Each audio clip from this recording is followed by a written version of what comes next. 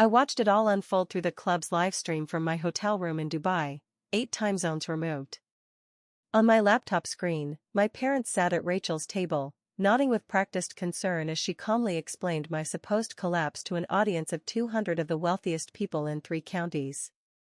My parents have already secured lifetime platinum memberships under the new ownership structure, Rachel said smoothly, clicking to a PowerPoint slide of the resort's clubhouse. They'll retain their social status even after Sarah's default. After the embarrassment she caused the family, it's the least we could do. The resort. My resort. Wildwood Springs Golf and Spa Resort, 847 acres of championship courses, luxury suites, and premium amenities. 6 years of my life spent transforming a forgotten property into something remarkable. The same property Rachel had just put up for auction without my permission, or my knowledge. I picked up my phone and dialed the number my banker in Dubai had given me 3 hours earlier. Mr. Al-Rashid, this is Sarah Mitchell. I need the wire transfer executed. All of it. Immediately. There was a pause. Miss Mitchell, are you absolutely certain? $22 million is. I'm certain. Send it to Pinehurst Regional Bank. Account number 473-829-1556. Reference, Wildwood Springs Resort. I need it cleared within 2 hours. It will be done. I ended the call and opened my email, typing fast. To email protected. Subject, urgent, unauthorized property listing. Mr. Davidson. This is Sarah Mitchell, account holder for Wildwood Springs Resort. I am currently in Dubai finalizing international investment funding. I did not authorize any auction or sale of my property. Please investigate immediately and contact me at this number. 4 minutes later, a response came through. Miss Mitchell, we've just received notice of a $22 million wire transfer from Dubai Financial Holdings. This clears your construction loan entirely, with $8.7 million remaining in excess funding. However, we also received auction documentation yesterday submitted by Rachel Mitchell, claiming power of attorney. We need to speak right away. I called him as I reopened the live stream. Rachel was now guiding the country club members through investment opportunities in the restructured resort. Mr. Davidson, I never granted my sister power of attorney for anything. She's provided documentation. Notarized by, let me see, Patricia Mitchell. My mother, I said flatly. Her notary license expired in 2019.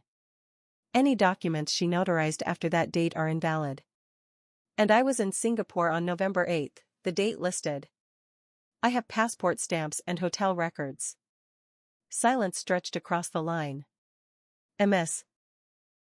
Mitchell, he said carefully, if this paperwork is fraudulent, this constitutes attempted fraud, and potentially wire fraud, given the interstate nature of the transaction. I'm aware, I replied. I'm an attorney. Real estate law. You're a lawyer? Georgetown Law, class of 2019. I specialize in international property development. I've spent the last 3 months in Dubai structuring a resort partnership deal. That $22 million is Phase 1 funding from a Middle Eastern investment consortium expanding into U.S. luxury resorts. Another pause. Your sister told us you'd defaulted, that you abandoned the property and were avoiding creditors. My sister, I said evenly, has been calling me a failure since we were kids. The difference now is that she tried to turn that story into profit by stealing a $15 million asset. I'm contacting the authorities. Please do, I said. And don't worry, I won't be signing anything my sister sends. The only documents I'll sign are new partnership agreements. Incidentally, Wildwood Springs will be the flagship property for a 5-resort international chain. I'll notify the FBI. I'll be landing at Charlotte Douglas in 7 hours. I ended the call and watched Rachel continue her presentation. Architectural renderings filled the screen. Plans that stripped away everything distinctive, replacing it with bland, mass-produced luxury. My phone vibrated. A text from my mother. Sarah, please call. We need to talk about the resort. Rachel is trying to help.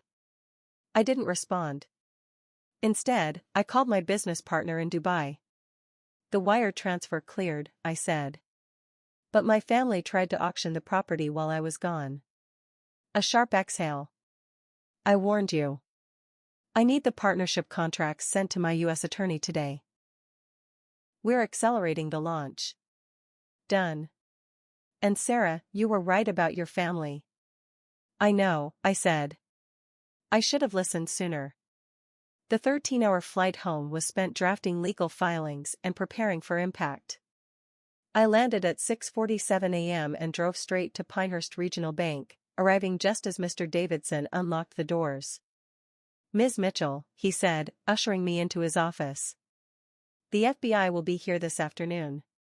Your sister's documents are unquestionably fraudulent. We've confirmed your mother's notary status. But Rachel is still telling people the auction is moving forward. Where is it scheduled? At the resort itself, he said. Friday. 10 a.m. I nodded. Good, I said quietly. I'll be there. She'd arranged a country club bus tour so members could inspect the property ahead of bidding. I smiled. Perfect. Let them come. I wanted them all here. You're not planning to shut it down? Mr. Davidson asked. Why would I? I said. I want everyone who bought into Rachel's story to see exactly what she tried to take. And I want them to see who actually owns Wildwood Springs. He looked uneasy. Ms. Mitchell, your sister has convinced a lot of influential people that you're in financial distress. Several of them have already written checks for membership deposits under the new ownership model. Then they'll be requesting refunds, I said calmly. Have the FBI meet me at the resort Friday at 9:30. I'll take care of the rest. Friday morning, I arrived at Wildwood Springs at 7 sharp. The grounds were unchanged from when I'd left 3 months earlier, immaculate fairways, a gleaming clubhouse, spa facilities that had earned architectural awards. Everything stood exactly as it should. My general manager, Marcus, met me at the entrance. Miss Mitchell, thank God you're here. Your sister's been on site 3 times this week with real estate agents. She told the staff you'd sold the property to her. She's told people a lot of things, I said. Is the team ready? Everyone's here, he said. And everyone's with you. At 9:30, the FBI arrived, Special Agent Jennifer Brooks along with 2 local agents. We met in my office overlooking the 18th hole. We've reviewed the documents, Agent Brooks said. The power of attorney is unquestionably forged. Your mother's notary seal hasn't been valid for 5 years, and records place you out of the country on the supposed signing date. And the auction? I asked. Your sister has no legal authority to sell the property, she replied. But she's already accepted deposits from 17 individuals totaling $340,000. That constitutes wire fraud. Possibly organized fraud, depending on intent. Her intent, I said evenly, was to steal my property and humiliate me in front of my parents' entire social circle. She's been working toward this since I bought the land 6 years ago. Agent Brooks studied me. You've clearly been preparing for this moment as well. I'm an attorney, I said. Preparation is kind of my thing. At 9:55, 3 charter buses pulled in carrying country club members, real estate agents, and my parents. Rachel stepped off the lead bus in a tailored designer suit, tablet in hand, every bit the confident developer. From my office window, I watched her gather the crowd in front of the clubhouse. Her voice carried clearly through the portable sound system. Welcome to Wildwood Springs. As many of you know, this property has unfortunately fallen into default after my sister's unsuccessful attempt at resort management. Today, we're offering a rare opportunity to acquire this prime asset at a fraction of its development cost. I sent a single text to Marcus. Now. Instantly, every digital display across the property updated, the entrance marquee, clubhouse screens, course information boards. Welcome to Wildwood Springs Golf and Spa Resort. Flagship property, Crescent International Resort Group. Owner and Director, Sarah Mitchell-Iscu. Grand opening announcement, today at 10 a.m. International partnership launch. Rachel's voice faltered. Guests began pointing at the screens, pulling out phones, murmuring in confused groups. I walked out of the clubhouse, Agent Brooks and her team following at a respectful distance. Behind me came Marcus and the senior leadership team, all wearing tailored Wildwood Springs blazers featuring the new Crescent International emblem. "Good morning," I said, my voice carrying easily without amplification. "Welcome to Wildwood Springs. I'm Sarah Mitchell, owner and director of this property. It seems there's been a misunderstanding about today's gathering." Rachel's expression shifted in seconds, from confusion, to shock, to a furious red. "Sarah, what are you doing here?" she snapped. "You're supposed to be in default. Hiding. Bankrupt." I smiled. "I'm actually here to announce the successful close of a $22 million international investment partnership," I said, holding up my tablet. "This agreement establishes Wildwood Springs as the flagship property for Crescent International Resort Group's expansion into the North American luxury market." I met the crowd's gaze. "This resort is fully funded, fully operational, and not for sale. Which means the auction scheduled for today is fraudulent." That's when my mother stepped forward from the crowd. "Sarah, sweetheart, Rachel was only trying to help," my mother said, her voice trembling. "You were gone for so long. We thought you were in trouble, because that's what Rachel told us. What she's been telling everyone." I turned and faced my sister fully. "Rachel," I said evenly, "did you or did you not submit forged power of attorney documents to Pinehurst Regional Bank in an attempt to force the sale of my property?" "That's not," she started. "Did you accept $340,000 in deposits from 17 people for memberships in a resort you do not own?" Silence. Rachel's attorney, because of course she'd brought one, stepped forward. "Ms. Mitchell, my client was acting based on information provided by your parents regarding the property's financial condition." "Information that was false," I replied. "This resort has never been in default. The construction loan was current at all times and, as of Monday, it has been paid in full, with substantial excess capital remaining." I gestured toward Agent Brooks. "This is Special Agent Jennifer Brooks with the FBI. She's here to discuss potential wire fraud charges." The crowd erupted. Voices overlapped. Someone shouted. My father tried to push toward Rachel. My mother began crying. Real estate agents edged backward toward the buses. Agent Brooks stepped forward. "Everyone, please remain calm. Miss Rachel Mitchell, I need you to come with me. We have questions regarding the documents you submitted and the funds you accepted." "This is insane," Rachel yelled. She disappeared for 3 months. She was clearly in financial trouble. "I was in Dubai," I said calmly, "negotiating an international partnership with one of the largest resort investment groups in the Middle East. I'm a licensed attorney specializing in international real estate development. This is literally my field." I pulled up an email thread on my tablet. I've been sending monthly updates to my parents detailing the progress of the deal. None of them were answered. I assumed they were busy. I didn't realize Rachel was intercepting my messages and telling people I'd abandoned the project.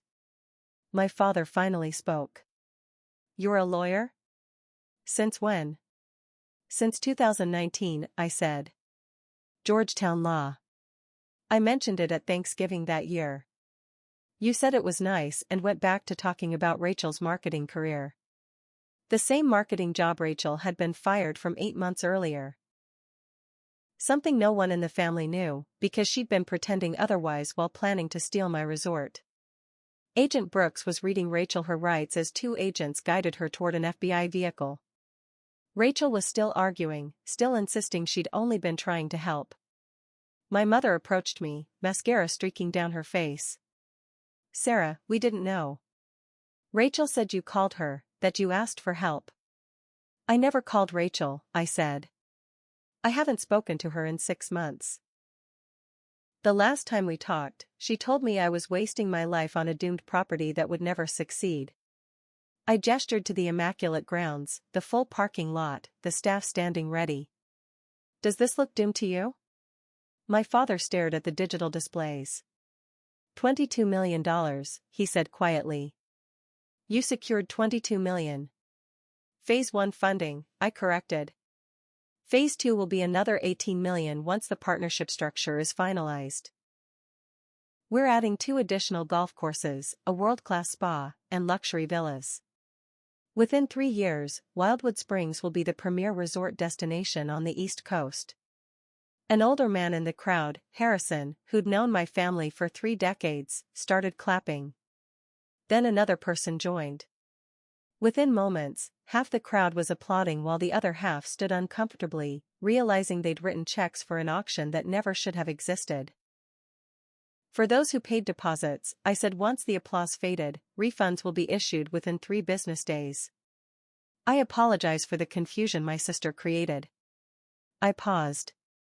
That said, legitimate membership packages will be available after our grand opening next month. Anyone interested in actual membership, not fraudulent auction deposits, can speak with Marcus, our general manager. I gestured to Marcus as he stepped forward with information packets.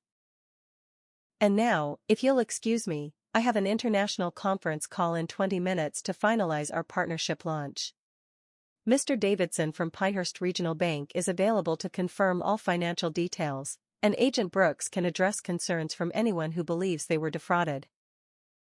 I walked back toward the clubhouse, leaving behind the chaos of Rachel's arrest, my parents' disbelief, and 200 country club members watching everything they thought they knew about me collapse in real time. 3 hours later, I sat in my office with Mr. Davidson and my U.S. attorney reviewing the partnership contracts. Through the window, I watched the buses finally pull away, members leaving with a very different story than the one they'd expected to tell. The FBI estimates Rachel defrauded investors of $340,000, my attorney said. Combined with attempted property theft, she's facing serious federal charges. And my parents? I asked. They weren't directly involved, he replied. Your mother's notary seal was used without her realizing it had expired. They'll likely be questioned, but charges are unlikely. My phone buzzed. A text from my mother, please call. We need to talk. We had no idea. I stared at the message for a long moment, then set the phone face down. Ms. Mitchell, Mr. Davidson asked gently. Are you all right? I spent 6 years building this, I said. 6 years of work, planning, legal strategy, and international networking. And the moment I left the country for 3 months, my own family assumed I'd failed, and tried to sell my life's work out from under me. They didn't understand what you built, he said quietly. No, I replied. They never tried to. They never asked. In 6 years, my parents never once requested a tour of the resort, sat in on a planning meeting, or showed even mild curiosity about what I was building. Rachel, on the other hand, quietly rooted for my collapse. And the moment they believed I had failed, they moved quickly, not to support me, but to benefit from it. I looked at the partnership agreements glowing on my screen. Crescent International Resort Group understood the value of this place within 3 months. My own family couldn't recognize it in 6 years. The partnership officially launched in October. Wildwood Springs became the first U.S. property in a global portfolio that would soon expand to Dubai, Singapore, Monaco, and Bali. My new title, Chief Development Officer, North American Operations, Crescent International Resort Group. Rachel pleaded guilty to wire fraud and attempted theft. She received 18 months in federal prison, was ordered to make full restitution to every investor she'd defrauded, and left with a felony record she couldn't rewrite. My parents attended the grand opening gala anyway, dressed impeccably, carrying apologies I had no interest in receiving. We're so proud of you, my mother said, glancing around at the transformed property, the international guests, the cameras.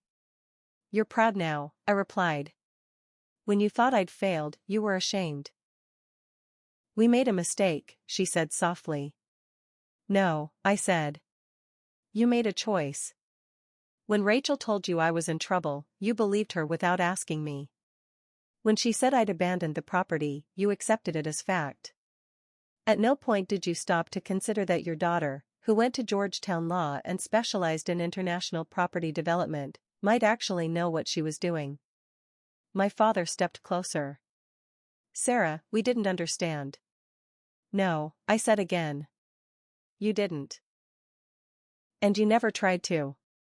I gestured to the gala unfolding around us. "This is what I built while you were listening to Rachel's lies. This is what you nearly allowed her to steal because you couldn't imagine I was capable of something extraordinary." I excused myself and joined a group of Crescent International executives. Behind me, I could hear my mother crying and my father attempting to salvage what remained of the conversation. But I was finished salvaging. I had spent 6 years building something exceptional while my family waited for me to fail. They got their failure in the end, just not the one they expected. It wasn't mine. It was theirs. And the $22 million wire transfer from Dubai proved it.